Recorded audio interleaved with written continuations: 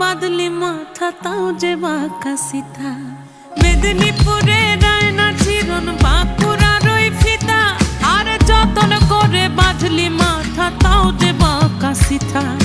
পেছ পাড়িয়া রাজ